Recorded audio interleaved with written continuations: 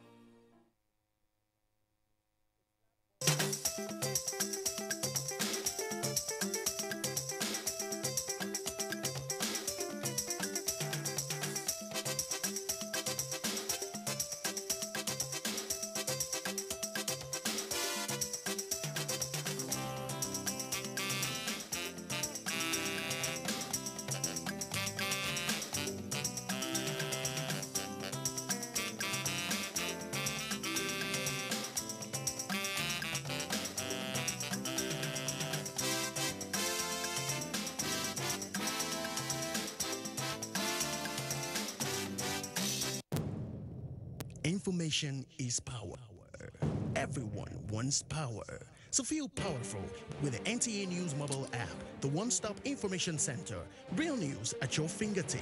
Be the first to report by uploading first-hand information on the YouReport link, and be the first to know by simply clicking on any of the links on the sidebar for headlines, domestic and foreign news, economy, security, politics, sports, and more. Stream live on your smartphone and tablets and stay connected. It's pretty easy. Simply download NTA News app from your Google Play Store and you're good to go. NTA News mobile app, your access to real-time information. You are watching NTA, Nigerian Television Authority. For more information and news updates, visit our website at www.nta.ng,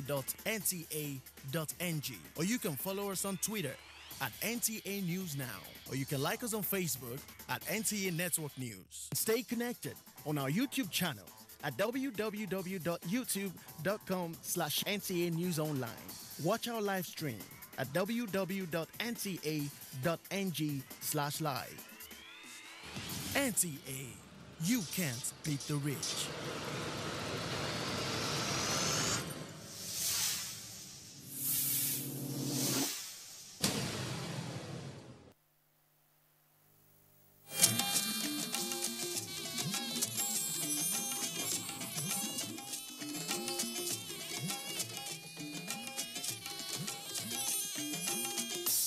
This is the network service of the NTA.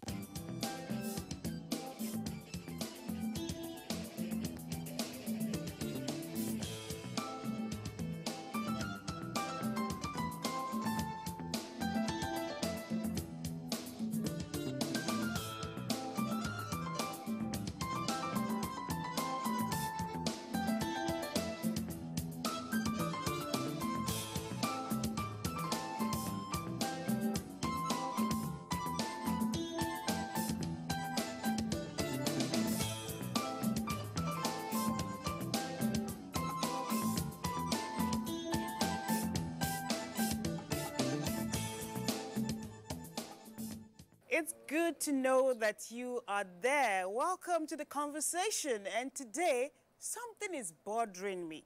So much that I thought we should have a conversation about it. Do you know that recently in Abuja, we're getting as high as 42 degrees Celsius? Yes. And it's difficult to sleep. You go to bed, sweating. You wake up, sweating. You take your bath, sweating. You come out of the bathroom, sweating. That is a serious issue. And I thought, let's have a conversation about that. Welcome to the show today. My name is Rita. It is the conversation on NTA International. And as usual, we have a full house. The couch is full with fantastic people. And I have a good gender, well, semi-balanced. If I'm in the equation, I'm going to start from my far left. Just introduce yourself. Tell us who you are, what you do, and then we can dig into the conversation. Thank you. I am Ike Utazi. I am a lawyer. I am also in the public service. I'm a consultant on the private level. Wonderful. Yeah, thank you. Welcome to the show. My name is Nkirika Chidia Madekwe, and I also in public service. And yes. Yes? I have a PhD in environment. I had to wait for her to say that because we need her on the show today. In environment, we're coming back to you. My name is Toyin Alasi. I'm a personal finance coach, a financial literacy expert. Wonderful. Now, Rita, what is it again? My name is Chukwumo Haka. Is that part of your name? Yes, my name is Chukwumo The first part, Rita, what is it again? Okay. Oh, my name is Chukwumo Haka. And when people ask me what I do, I say I do business and I work. Wonderful.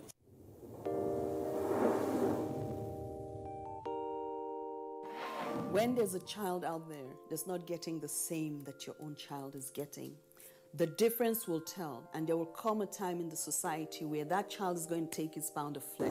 Where you can actually, everything from watching a program with the child, you can start up the conversation from something on the TV and say, oh, you know. For me, it's like, hurry up with this business. And the other one said, Auntie, it's not about me, it's about the guys. They're not ready to marry. Yes. If she wants to ask something, no, I know my mother very well. In fact, the most interesting one is when I put up pictures on WhatsApp, you know, Snapchat filters and all that, she will call me, remove that picture. There was a day I got tired of all that and I said,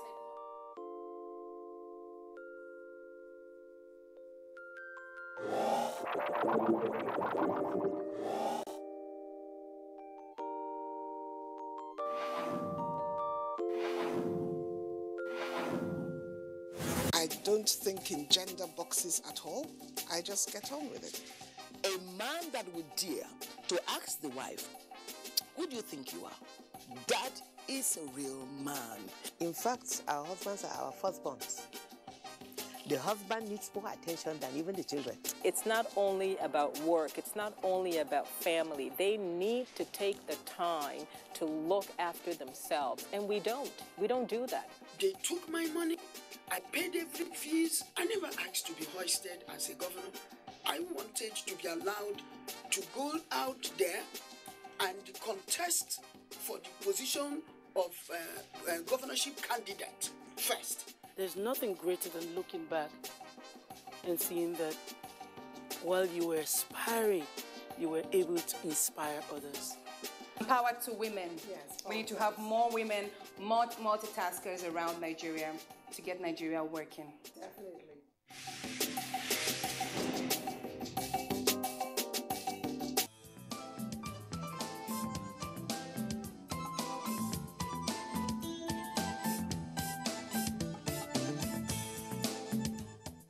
Yesterday, the day before, the day after, how many of you are praying for the rain like me? I just prayed this morning. Rain. This is no longer rain, go away. Rain, please come. You know, let's not forget that people are watching from different parts of the world, different parts of Nigeria. There are some places where they're probably begging the rain to stop. Yeah. And here in Abuja, we're saying it is way too hot. I've never experienced this kind of heat in Abuja. What is responsible for it? Have we committed some sin or something? You know, I'm curious. Someone said that it looks like the devil forgot to lock hell. You know, like the angel let up the devil and then forgot to lock hell, and that's it's just pouring out. We must be very close to it. But what we're actually experiencing is what is known as climate change, and that is also basic climate change actually simply means a variation in the weather. And this is from either human activities and also non-human activities. But what we're actually seeing is an effect of more of human activities. So human activities in the transportation system, oil and gas sector, manufacturing, and so that has brought about an increase in temperature, what you know as greenhouse gases, global warming. So what we're seeing is the effect of global warming. Why? Because the ozone layer has been compromised, and so we have bleached the ozone layer. The first layer skin is gone. And so what usually would have protected the earth, the cover, has been compromised, and so you have more of the heat.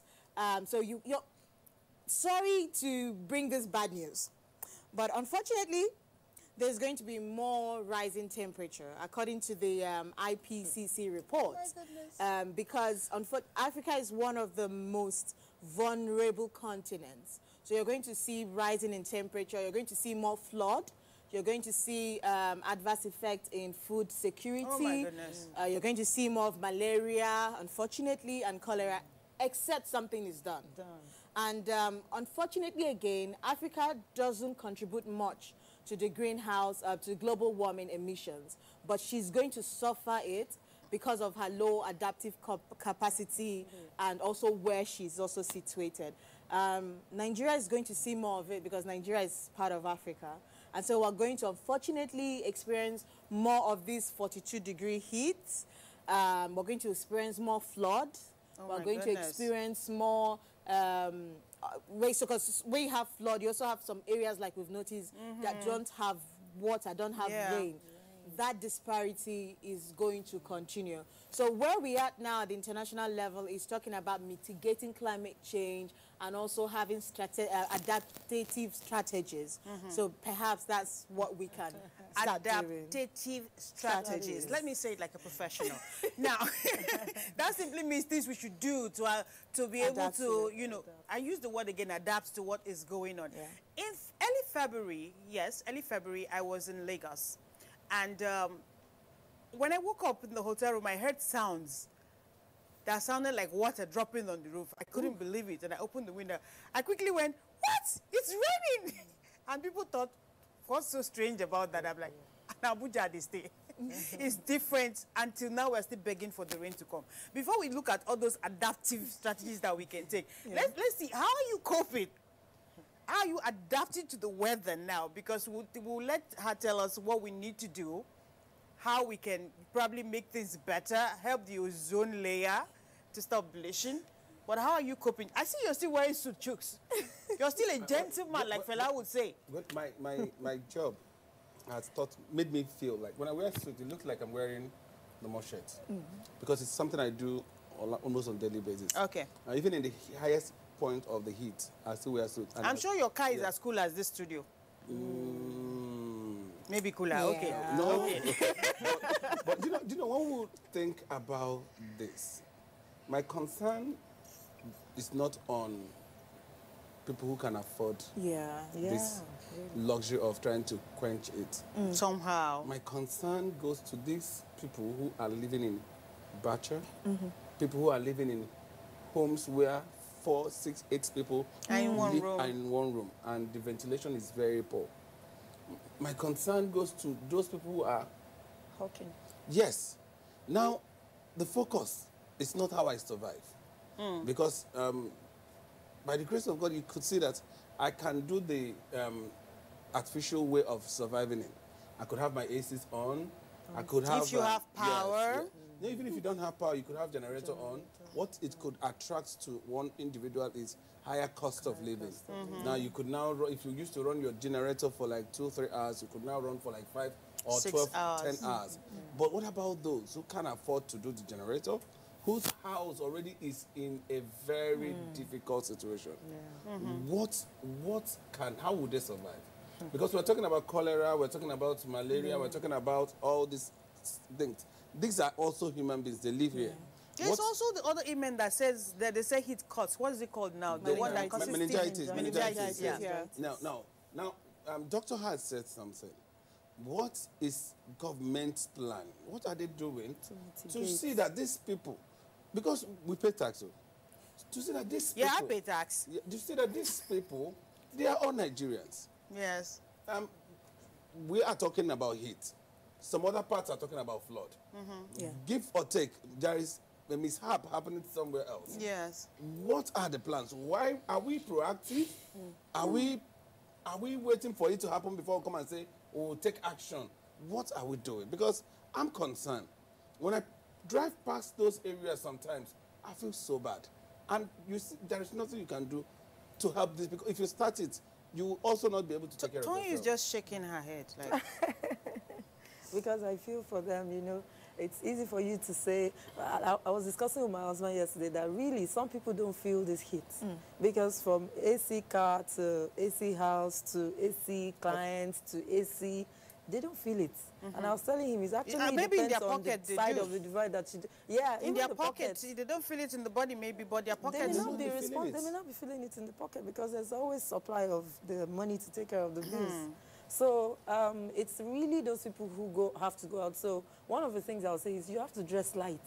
You see, some of them, they still, I don't even know how the policemen cope on the road, still with their black in this heat. They should find alternative things for them. You have to dress light and then hydrate a lot. Drink a lot of water. And what you've just said, hydrate a lot, there's really the need to hydrate, because we just believe that, okay, this is Nigeria, there's no need to do that, but we have to hydrate a lot. But there's also the problem of maybe we don't have the water. Do you have good water, access to good water? That's something else again. So how many people know about this now? This hydrate a lot. That's, because a few of us got it. So while you are all talking about hydrating, Barrister is hibernating. So let's get him out of that cocoon and find out how you are dealing with the heat right now. Yes, let me take 2 steps backwards. Okay. Doctor said it's called global warming. So in as much as we are dealing with it, discussing what we should do at the lower rungs of the ladder, I am looking at it from the global perspective. Because I read something about global warming. You know, when the thing started, we thought it was their news. Yes. But I'll give you an example. There was something I read, they say it will affect even crop yields.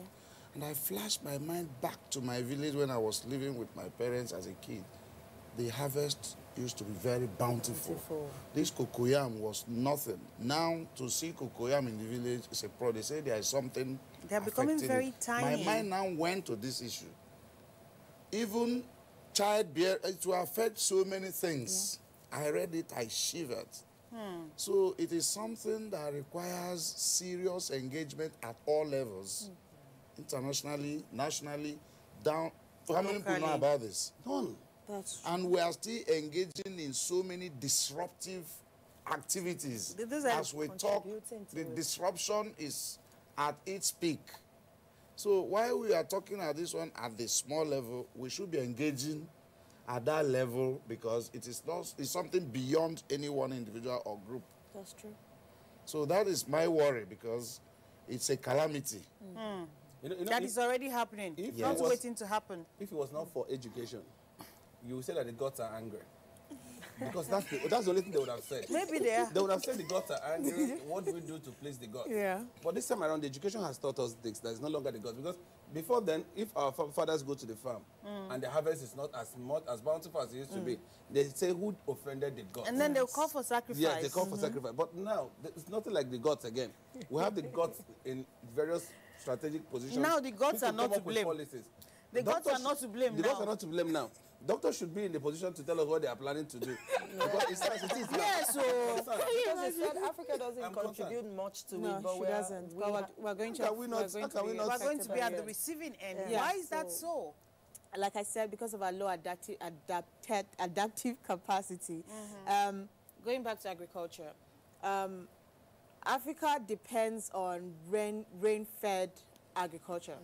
So most of our farmers are waiting for the rain to fall before you plant your seeds. But one of the adaptive strategies is that we should monitor the seasons. So we're going to have to change when we plant. Really? So yes. Yes. So instead of planting, thinking, okay, this is when particular season, you have to change it. So that's one of the adaptive strategies. Also, the seeds as well. Do you mean artificially create the season you want? No. So now that in some places you're going to have more rains, and in some places you don't have the rains yet, in those areas where perhaps you have the rains, you plant a certain kind of crop that would be able to carry that amount of rain. So the seeds are also seeds that adaptable to the seasons. So our farmers would have to change how we do regular farming. So instead of waiting for rain-fed farming now, we are going to have to start doing irrigation.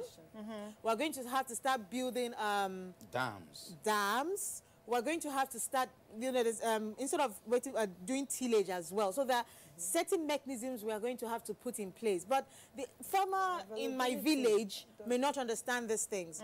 And that is where there's National Orientation Agency comes in. To educate. That's they always come up in every discussion. Yes, so that's where Federal Ministry of Agriculture comes in hand with Federal Ministry of Environment, to educate the farmers on what can we do. Because whether we like it or not, you talked about food security. And preservation. Now, we have a high level of waste. That is known. Yes, when it comes to the kind of crops we produce, we don't preserve them well. And with the heat, it's even worse. So one of the things that have been recommended is for the farmers to have metal silos. and also triple bags, triple closed bags to protect the seeds as well. And there's definitely need for infrastructure to create connecting transportation so that if I plant my pineapples, I can easily take them to Lagos and all that. So these are the things that may have to be put in place to reduce wastage, like you talked about. Well, it's very challenging. Yeah, it is. Because, you know, I didn't look at it this deep. Yeah. I was thinking it's about the heat. Now, I'm more scared than I've ever been. Because I'm sorry to make you more scared. No, come on. Come on. Doctors what doctors do? No, they'll tell you the sickness is difficult. Okay. You know, Nigeria is going to be the most populous. We're already the most populous country in Africa. Oh my goodness. But our population is going to more than triple. Wow. You know, so you're also talking about increase in population. So imagine we're all managing this small space. Imagine this table is a small space and we're trying to manage the resources. Imagine if we have triple that population. So you're talking about, again, food security, you're talking about water security, because Nigeria is a water scarce country. What do you mean by water scarce country? It means that we're suffering from lack of sufficient water. Drinkable water. Not just drinkable water, but water itself. Really? Yes, unfortunately. I would have thought with the ocean. Oh, you would have thought. Yes, fresh water. We suffer from that as well. So we're one of the water scarce countries. So because of climate change, we're tilting towards water scarcity. So these are the things we are going to have to deal with in the next 10, 20, 25 years. And that also affects power, doesn't it? You know, when it's the raining season, we always hear, oh, power is better now, power supply is better now. But we know just how good it is when seasons like this come. Yeah. How's it been with you in terms of power? Epileptic. You see it, but then it goes, right? It comes and goes, it comes and goes. Some people don't know whether there's still power supply at all. I know I'm talking a lot. No, you're free. You're free. Doctor, let me say something. Like I said, this thing goes, you can see deforestation coming towards us. We're all joking about it. And it's serious. You can see the clashes between herdsmen and farmers. The herdsmen are looking for greener pastures. And the thing is encroaching. The farmers want to farm. So you look beyond, because when people talk about it, I just laugh. It goes beyond what people think. Because human beings must survive. Animals must survive. So they go to where it is more convenient. For them. And it's just like the story of the elephant. Let me put my ear small. It's raining. He said, no problem, just put your ear. Before he said, can I put my trunk? And before you know, he drives away the man who owns the tent. So, because the man must survive. It is this survival instinct that will cause most problems we will see. So the global warming will be happening. You see other things happening in our midst. People will be attributing it to their gods, to religion, it is not so. It's driving us, and we're not sitting down to say, what do we do? You know, Nigerians pray a lot.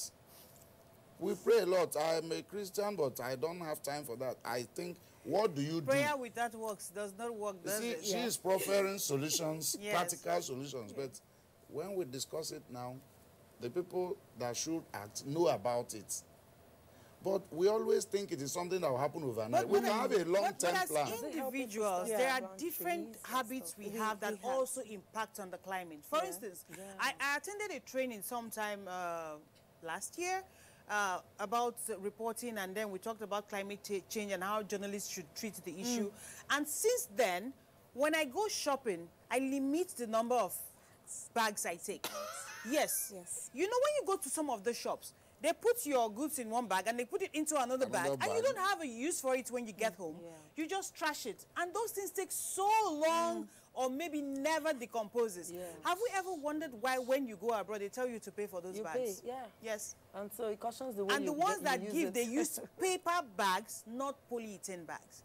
If you know you have to pay, there was a time I went shopping when I was outside the country. I threw them in my handbag. I'm not buying that bag for what? No, what you do? I put what I bought inside my handbag and left the store. Before you go now, you check the ones at home. Put the ones at home, put them in the bag. Yes, when you know, I wasn't aware. Oh, really? Yeah, so, or maybe it's not my first time, but then I forgot. And then after they finished, you know, checking, I was waiting for her to bag it. She's like, yeah, that's your stuff. 2 pence. And then I realized, oh, they're not going to give me a bag. I just opened my handbag and... 5 Yeah. But, you know, I just want to just touch again on something before I touch on what you just said. Okay. In as much as we have challenges, there are also opportunities. All right. That's what I want to look into. Yeah. So you talk about the heat.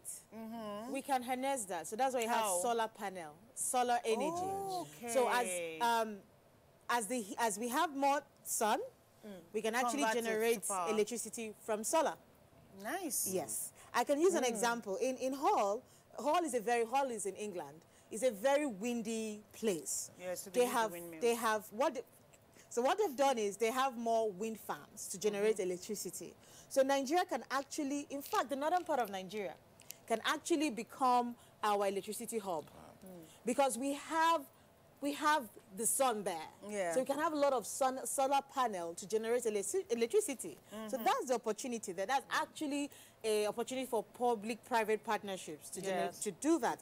And then back to what can I do as an individual? Yes. Like you talked about the plastic bags. I might need to reuse the plastic bags, you know. Then also use less plastic. I know it's easier said than done. Yes. It's easier said than done, but you have to be very conscious about it. You know, you have to ask yourself, what am I doing? At the construction, people who build houses, why don't I add more green spaces? What I mean by green spaces, it means that when I build a house like where we are at the moment, you have, you make sure you have plants around the house. Garden. Yeah. Not just the gardens, I mean plants around the house, on the wall of the house. On the wall. Yes. So that helps ventilation. Wow. So you have clean air, you know. And then also, people that build estates, estate developers, why do we all have just concrete? Why can't, after one house, 2 houses, or whatever, you have trees? Yeah, I was still saying. They want to maximize the land. You know how much land is in Abuja? No, but why would you maximize the land? And people are dying. I'm just playing devil's advocate, but I think that's what is going on. You know these days, the plots are like 400 square meters, and they're not thinking houses. Human beings all over. will never behave until they are made to behave. Until they're made to behave. Regulations, rules should take care of that. Then as a farmer, because they will have to maximize profits. As a farmer, instead of saying it's easier for me to just burn the farm, yeah, you know, it's cheaper. Yes. As you're burning that farm, you're also causing climate change. Yeah. You're adding to it. And not just that, you're also destroying the nutrients. That will grow your plants. That is, you know, so we need to ask ourselves, what can we do? What am I doing? You know, so as an individual again, how do you dispose of your plastics? Which is very key, you know. But the thing is, yeah, the plastics are not, they're one of the issues, but they're not like the main issues. So instead of felling a tree, plant a tree. Someone made a suggestion. The person said that when children are celebrating birthdays, instead of just buying cake and chewing gum or whatever, let them plant a tree.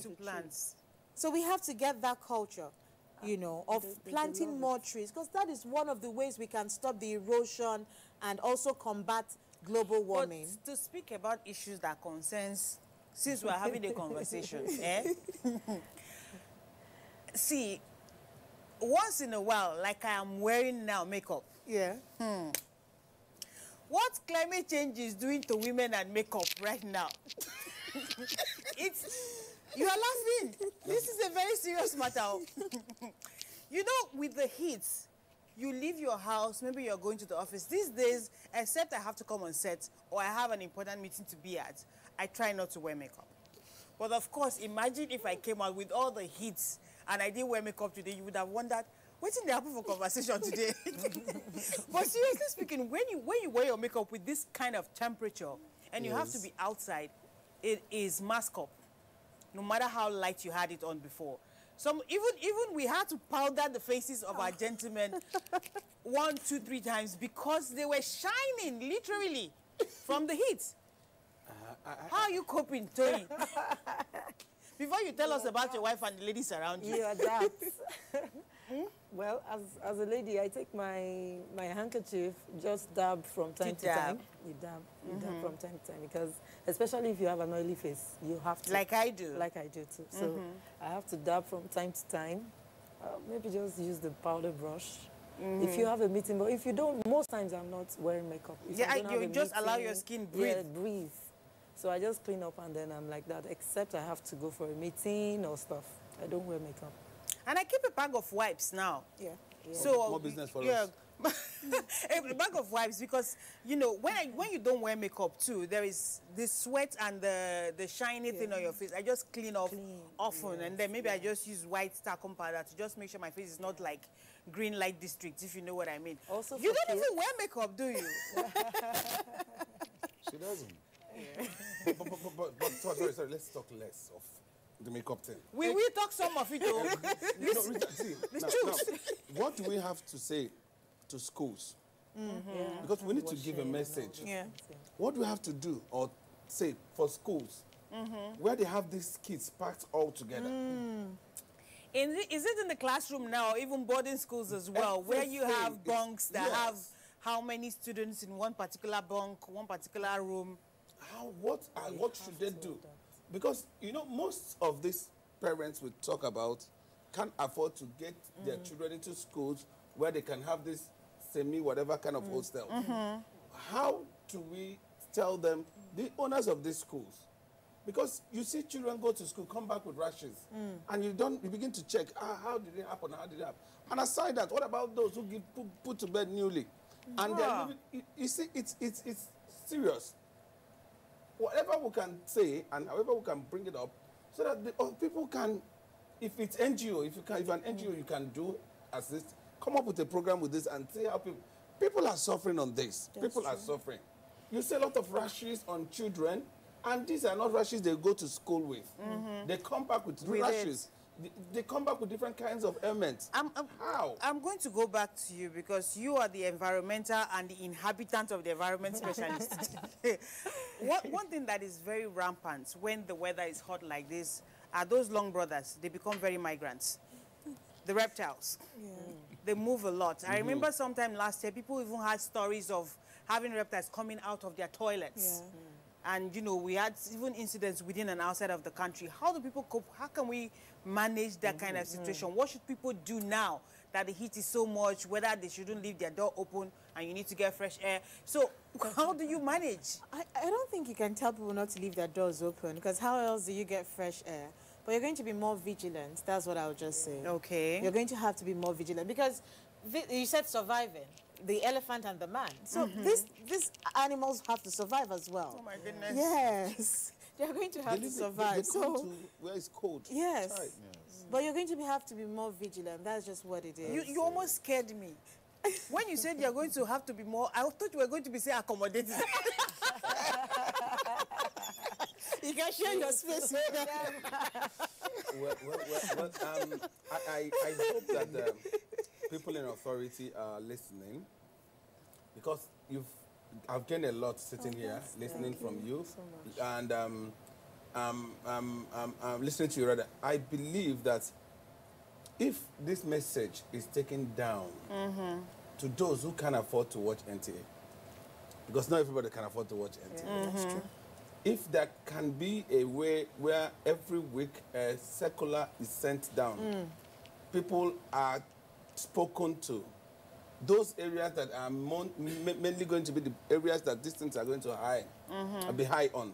You go there, you talk to them, you lecture them, then tell them these preventive measures and then adaptive measures that they can use to survive.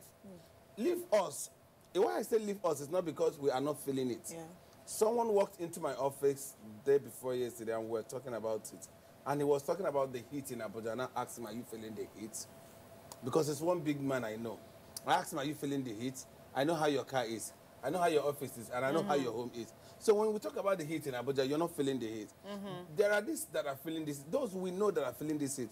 How are we taking these messages to them? How do they survive it? And how are we helping them? There are children on the street who still have to hawk, sadly. Some of them may be not wearing slippers. In the heat. It's true. In this heat. That's true. So it's alarming. It's a lot of work. You just said something. Yes, NGOs are actually doing better than our government agencies. We have the National Orientation Agency.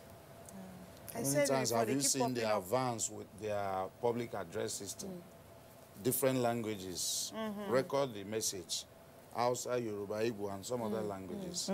And go down to the grassroots. You know why I like Nigerians? Nigerians are good followers. We are. Just show leadership, they will follow. We are. I think that is just the thing. Even the town hall meetings, even the traditional rulers. Wow, people need to wash their hands more. Immediately your kids Take the message to them, they will abide by it. That's true. Do you know, one day I went to the small room. One of my kids ran in. I finished, he said, Daddy, come. You didn't wash your hand. I said, yes, I want to finish what I... He said, no, come and wash your hand. As I was washing, he went and brought soap. He said, they told us to use soap. Because you understand? See, he has picked the message. He insisted I must use soap. I used soap. He went and brought soap. He said, clean your hands. When I finished, he went and scrubbed the whole place. I was so impressed. I was so impressed. I see Tony smiling. She's into cleaning, right? Yes, you're into cleaning. And we've talked about dogs and reptiles and all of that. Do you often get special requests during this period about what people need to do about cleaning and keeping themselves safe? Yeah, you need to ventilate. But then when you ventilate, dust comes in. So you have to dust a lot to keep the space clean. Get your kids to wash their hands more often. The house mopped more regularly. Because you open everything up most of the time, the dirt's coming. You have to clean, sweep, mop, stuff like that will maintain. And maybe putting nets in our windows and doors could help. Because you said you can't tell someone not to shut their doors because they have to vent. But maybe if you have a net door, that would at least keep the crawlers from coming in. Then you're not thinking of what if you try to do that and you slip up and brother takes advantage. Hey! The things we have to worry about, they are much, right? You see, Barrister mentioned something.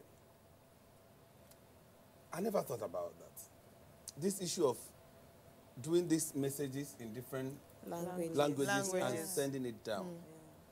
I also know that government has their own radio station. That most of these people also tune to because they are everywhere in the country. They can also push it out. He said Nigerians are good listeners. We are good followers. When these things are done, instead of coming to give the chiefs hot drink for things that are not necessary, allow the chiefs in the local areas also, in our churches, because I've not heard any of this in any of the churches I've attended recently. I've not heard about this. I don't know if they say it in the mosque because I don't go to the mosque. The churches also ought to play a very big role. Once in a while, bring experts like doctors to come to the church. The religious bodies generally. The religious bodies, rather. That's the right word. The religious bodies should also bring people like doctor. Come and explain to our people. No matter how little it is. When people come and say it is from the church that we heard this message, it works very well. It is from the mosque that we got this message. It works very well.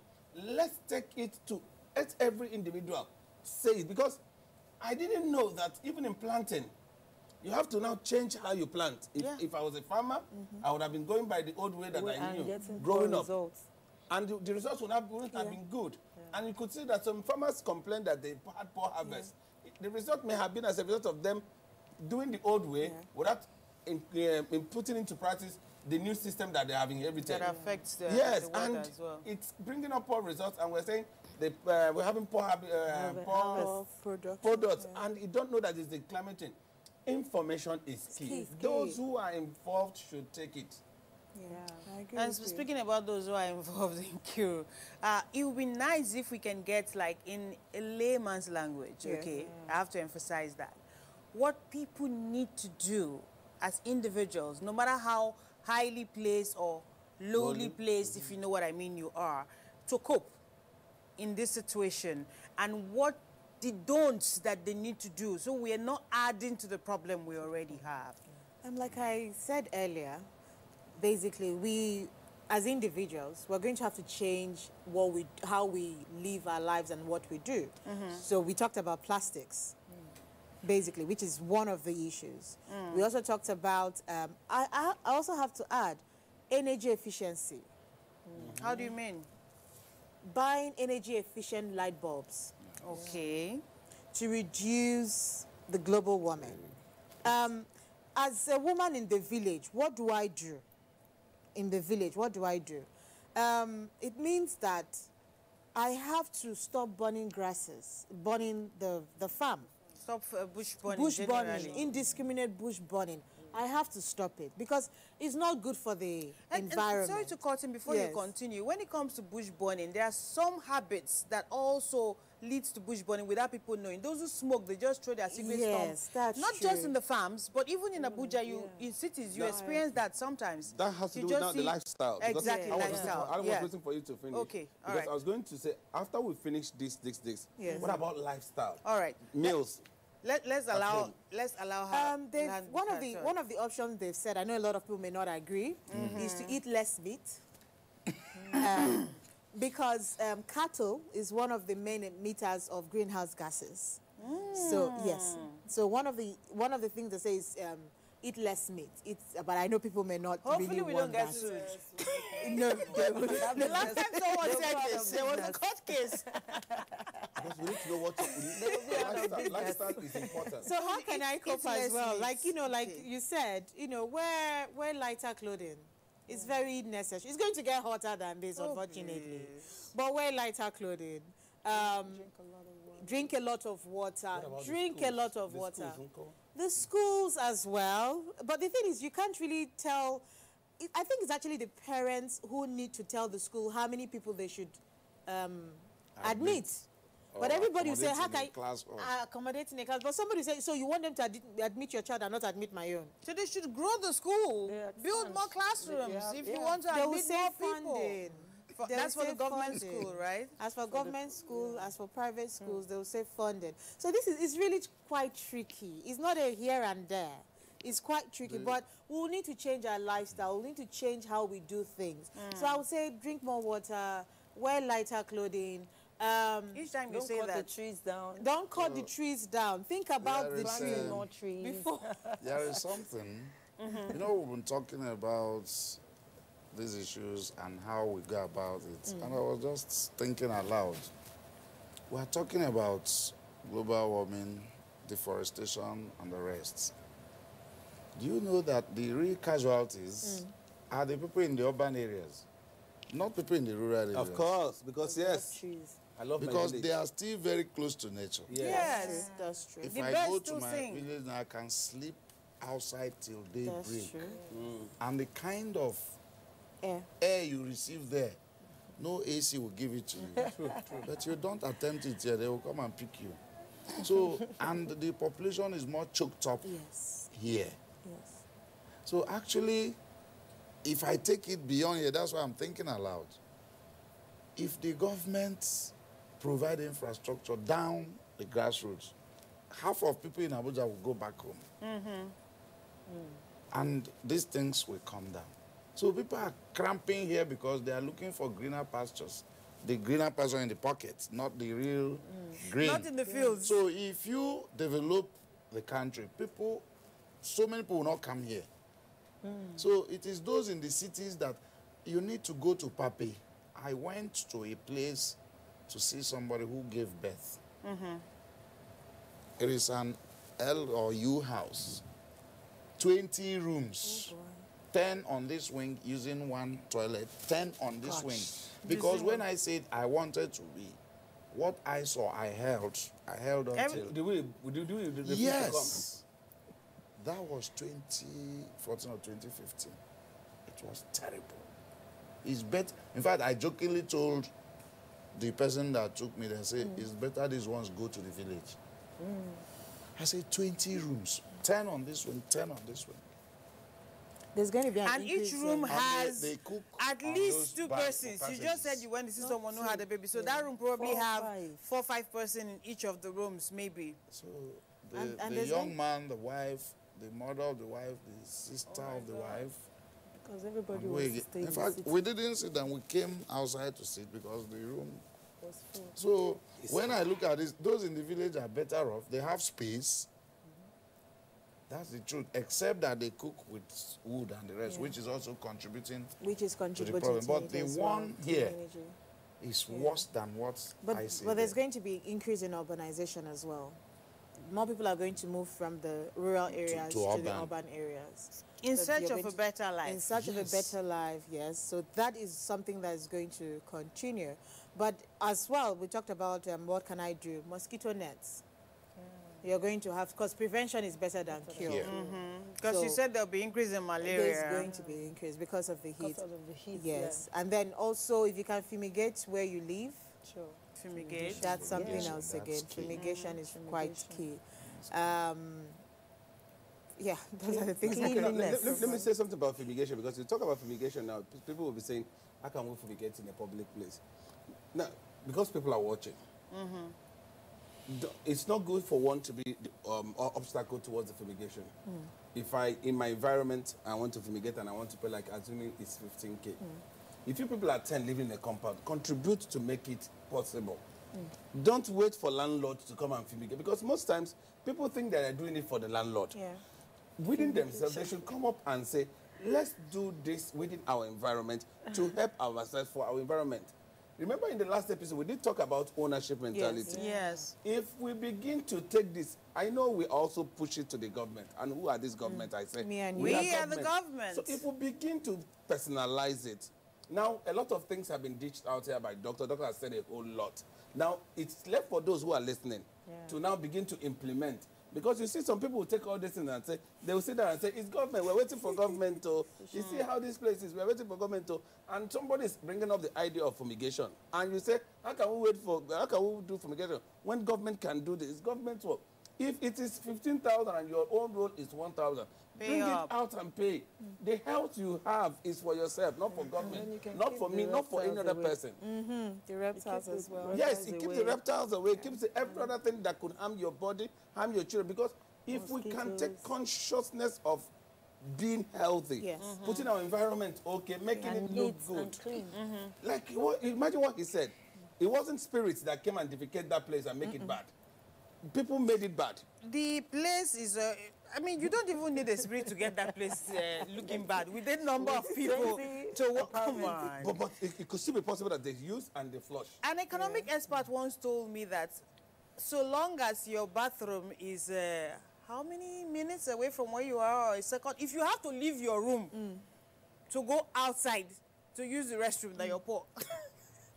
That's what he told me on the program when we're talking about economics. So the level of poverty is also a big problem when you talk about these things. And that's why what he said is important. Why are you in the city and you can't survive? You're always broke, you don't have food, you are suffering, and instead of going back to the village. Right.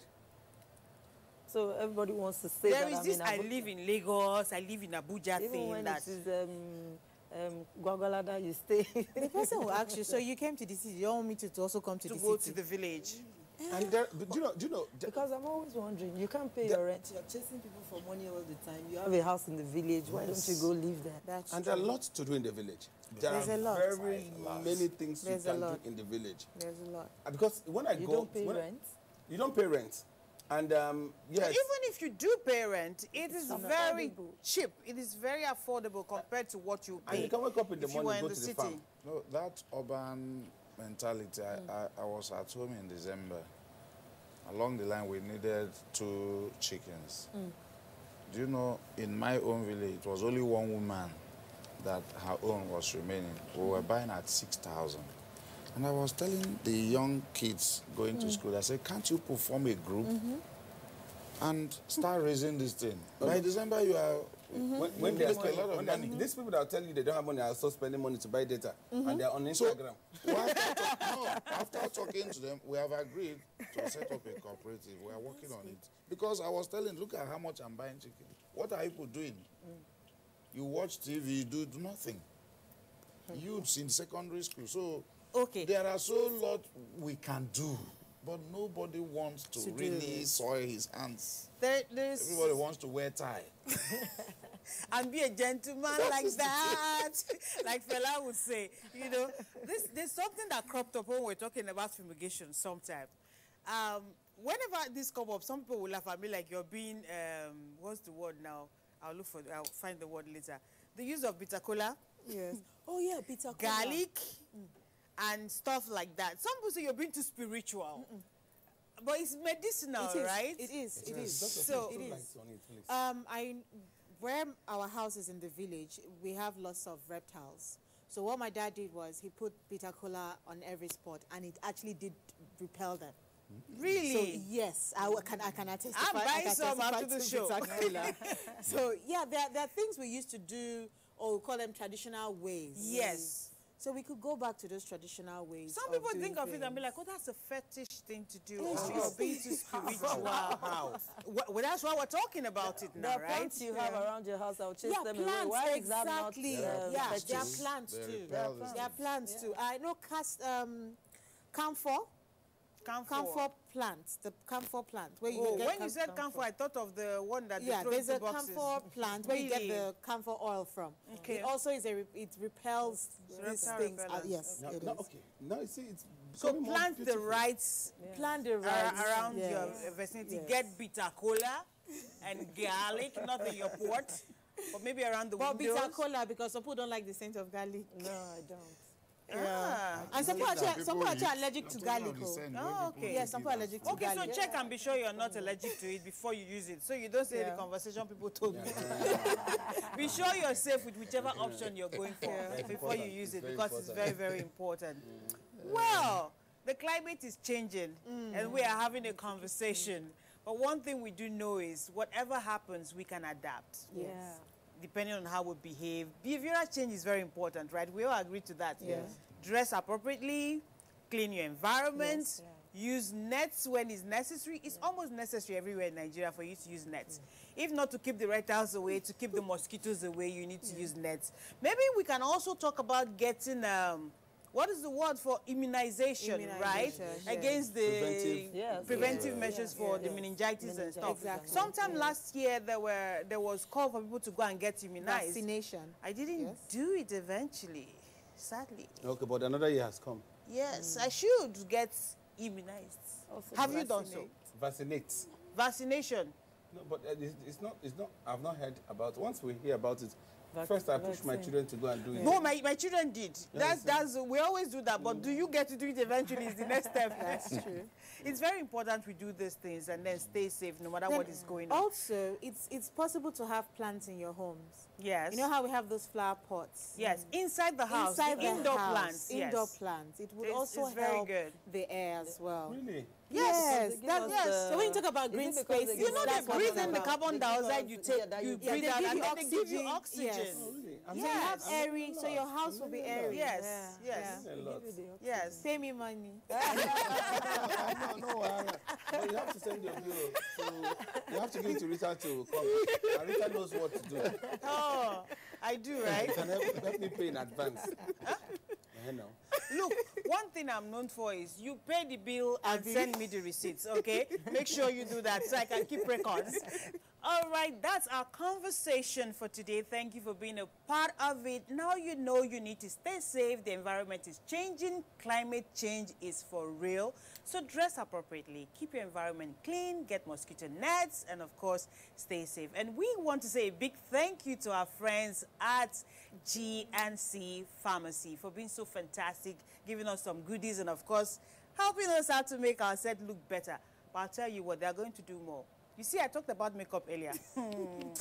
Next episode of this program, they'll be here doing my makeup, and I'm looking forward to that part. Commitment, right? This is when we say bye-bye. Thank you for being a part of the show. It is not a setup. It is all bad.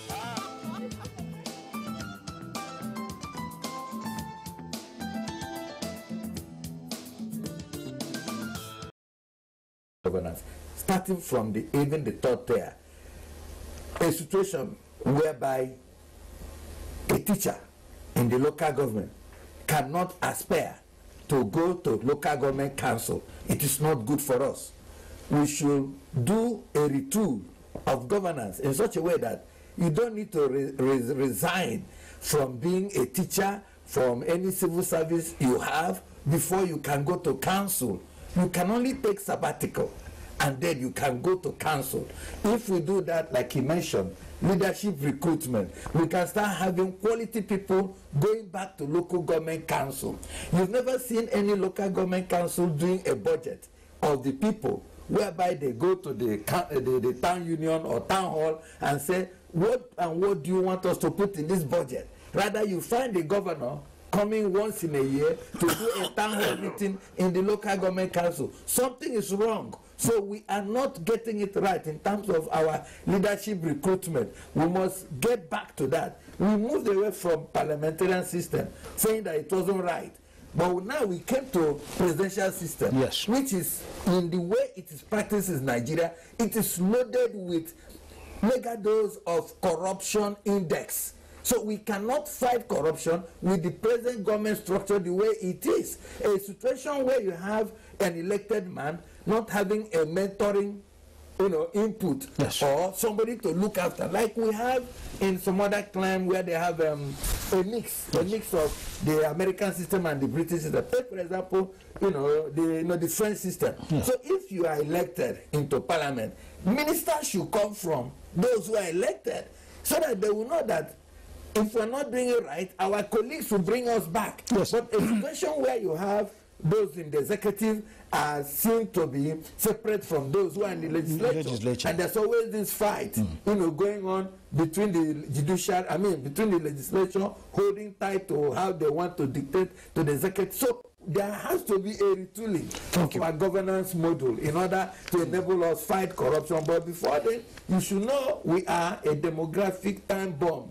Because if by 2050 we are having 400 people with the same land mass not stretching, with the desert encroaching further and further into the savannah, with the herdsman route not expanding and restricting, so there's got to be far more crisis. So this is the time for government to find solution to this thing. Thank you very much, Dr. Maduekwe, and thank you very much, Malan Dauda Birma. This is a fine discussion, actually. We're not utilizing, we're bringing out issues, actually. Well, that has been a moment for thought, and in the last 54 years of the life of the African Union, never before than today that such a discussion, very vital to the economy of Africa, anti-corruption discussion, had ever taken place. And as it has started and become the main agenda, Mr. President Muhammadu Buhari has been given the mantle of leadership, and in that manner Nigeria to lead Africa in anti-corruption fight. It needs the efforts of everybody. Emancipation of the entirety requires the participation of all. Thank you for watching. I am Aliyu Bababaro. Thank you. Goodbye.